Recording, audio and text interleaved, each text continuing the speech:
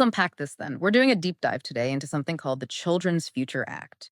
Uh, it's a proposed bill, pretty comprehensive, and it's aiming for quite a big shift, really, making child well being the nation's top priority.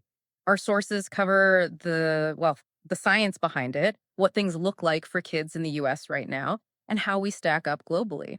And what's really fascinating, I think, is the science bit, especially insights from works like The Body Keeps the Score. It shows trauma isn't just a bad memory stuck in your head, it actually profoundly disorganizes the whole system mind, brain, and body. The whole system. Physical self literally keeps a record. It reshapes a child's brain wiring, affecting bits crucial for pleasure, engagement, self control, trust.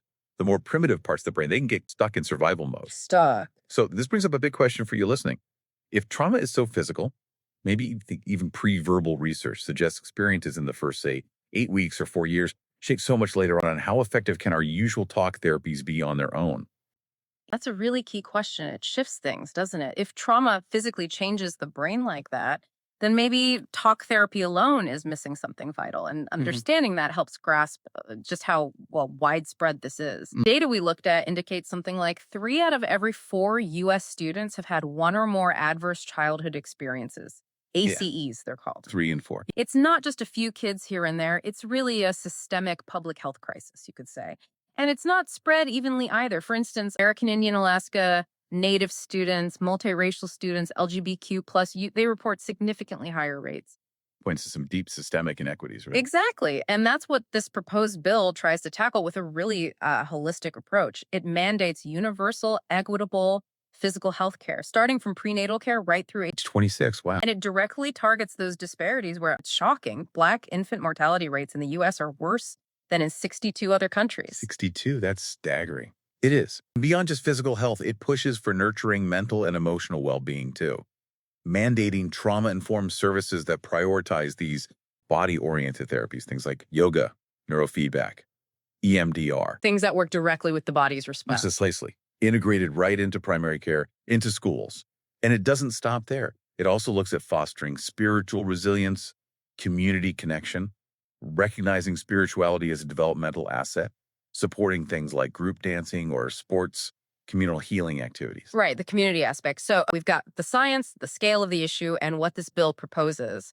How do we compare when you look globally? What's the international picture? Well, that's where it gets quite telling. So, despite the US spending way more on health per person than other developed countries, nearly 3 times the OECD average, actually, it's about $12,000 versus $4,700. A huge difference in spending. Huge.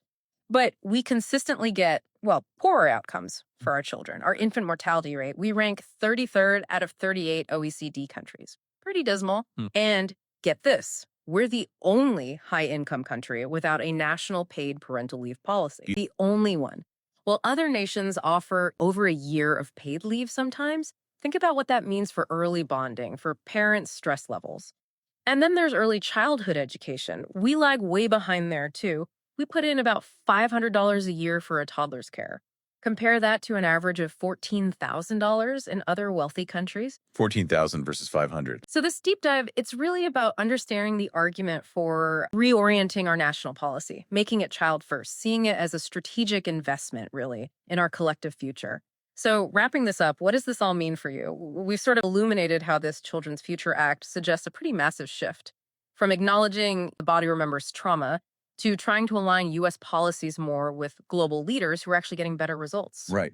And if you step back and look at the bigger picture, it's fundamentally about moving away from just reacting to crises towards making proactive, strategic investments in children from the start.